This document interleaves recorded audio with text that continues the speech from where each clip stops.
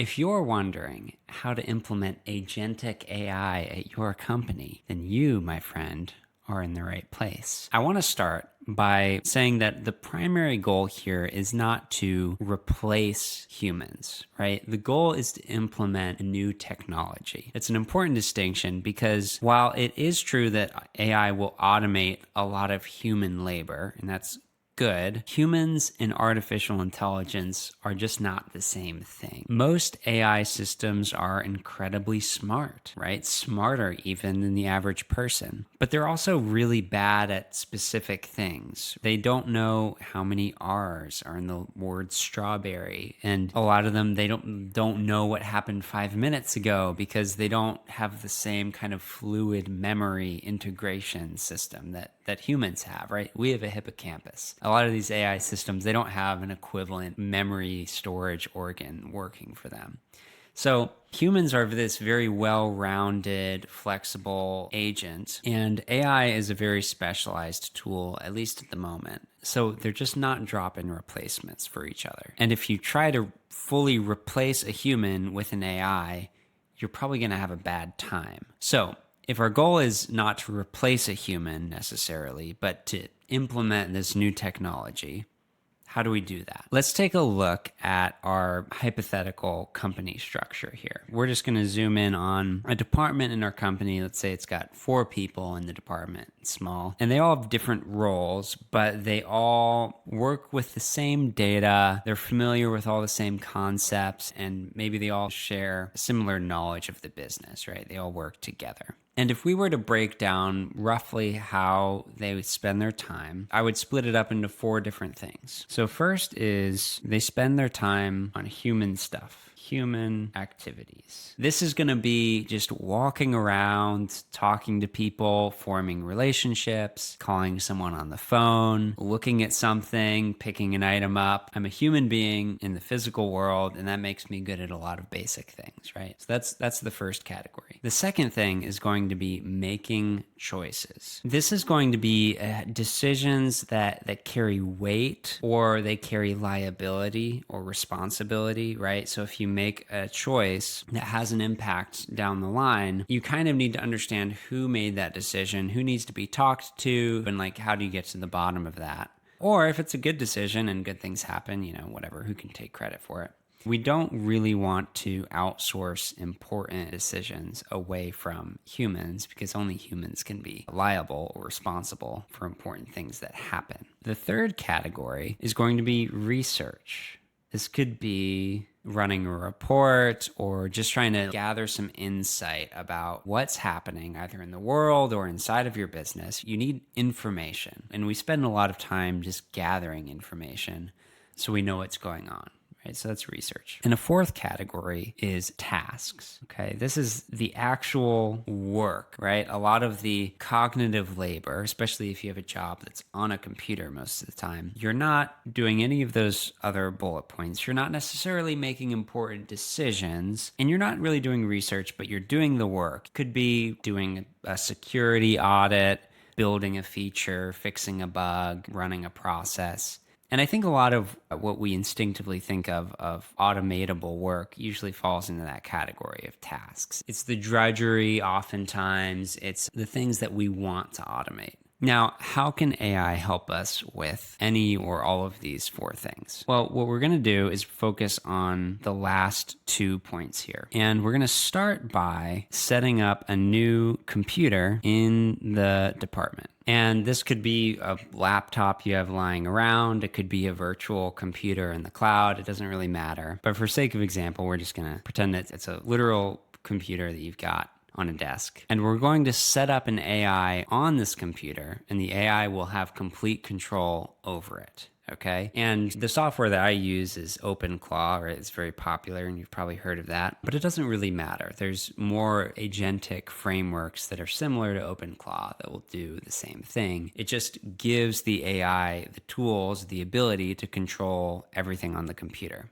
And so that's what we're going to do. And it's very important that you think of and treat this new computer as a new employee. You need to contact your IT department and create an identity for the AI that lives on that computer. Give it a name and everything, right? Like we'll call our AI Marta. I think that's a good name. So Marta lives on this physical computer, has complete access to it, right? Just like it's a new employee and you gave them a laptop on their first day. So Marta should have an identity inside of your company so that you can regulate what permissions it has and what permissions it does not have. And once you have an AI set up on this computer, you can start to give it read-only access to the data sources that this department uses. So this could be documents, could be databases, maybe even APIs. And the great part about AI is that it's smart enough to just figure out how to get data from all these different sources. You do not need to hold its hand in order to do this. It just needs some kind of access to the information. And once you give, again, read-only permissions to all of the important data sources for that department, all of the people in this department can start asking Marta questions. And this is where you first get some of your wow moments, right? You can ask it a tough question or ask it to make a complex report, and it'll just do it. It'll do it in 2 minutes, right?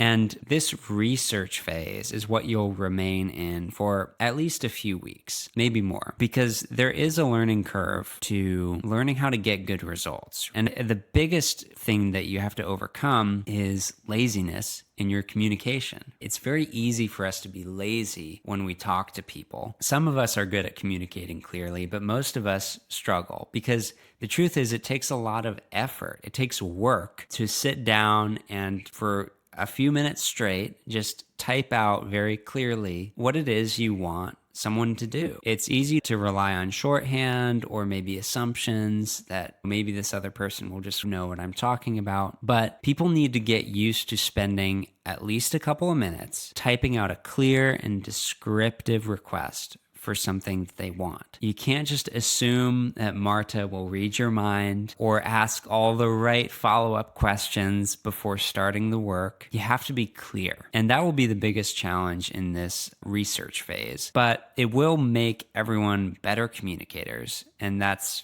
just a really good thing in general. Now, once the research phase is over and everyone's able to use it successfully and they're ready for the next thing, things get a little more interesting. So if Marta can do research with this read-only permission set, to do tasks, it needs edit permissions, right? It needs to be able to do things and make things when people ask it to. So once again, I want to subvert expectations a little bit here. We don't want to start off by just handing over our tasks that we do to the AI to just take care of, right? Our goal is not to plop the AI down in our chair and just hand over our work to it. It just doesn't work because, again, humans and AIs are not the same thing. The reality is that most of our repetitive, boring work could be automated by good software. We already know this because most of us have probably tried to adopt software at our companies and it just failed. The problem is that most of the software is terrible. Custom programs are expensive. They're often buggy or don't work quite right. They always have extra features that we don't need. And because they have so many extra features, that makes the interface very confusing and hard to learn how to use. And for all of those reasons, a lot of companies have this graveyard of software that they've tried to implement. It cost a ton of money and it just wasn't useful for anyone. And so people just went back to doing all of their tasks manually, the way that they used to do it. So if custom software is so terrible, then why am I recommending it now? Well, the good news is that Marta just so happens to be an excellent programmer. So not only does Marta know everything about your department at this point, and all of the team members know how to talk to Marta successfully, Marta can write whatever software you need for that department to get their job done better. And once again, the communication is key for the success of this phase too. When I want my agent to build a particularly difficult feature, I will sometimes spend days working on a specification document that just describes exactly what I want the software to do. And it's not just a creative writing exercise. You have to make lots of small but important choices about what actually needs to happen. And Marta can even help you draft this document, right? Because Marta knows all of the details of your department, so it'll be a good writing partner in this process. But the big exercise here is, once again,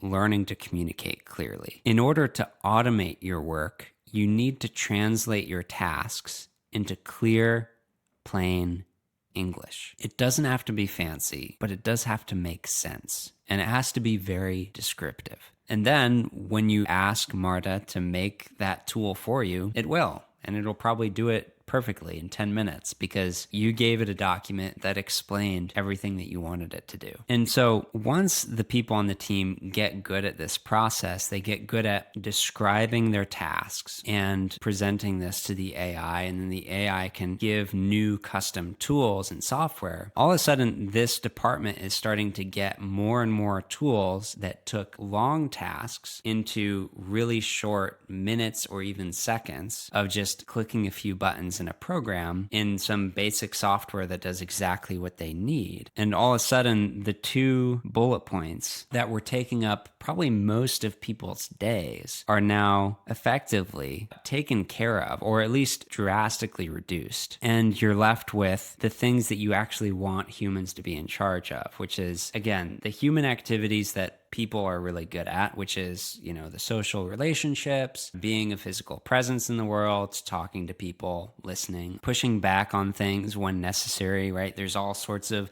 subtle social dynamics that are not so easily programmed. So we've managed to automate a large portion of these people's days, and we were able to do so because we approached it with the right mindset. And it's also important to note that by doing all of this, we didn't create any giant security or liability issues because the AI isn't the one making important decisions in the company. What we did was we leveraged the AI and what it's good at in order to save as much time and effort as possible, while letting the humans focus on the important parts of their jobs that they're good at. So there's certainly more to talk about here. There's all sorts of fun things that AI can do, but that's where I'm going to leave it for today. If you want to get in touch, just send me an email at nathanwalker@decentsoftware.co, and I'd be happy to answer any questions.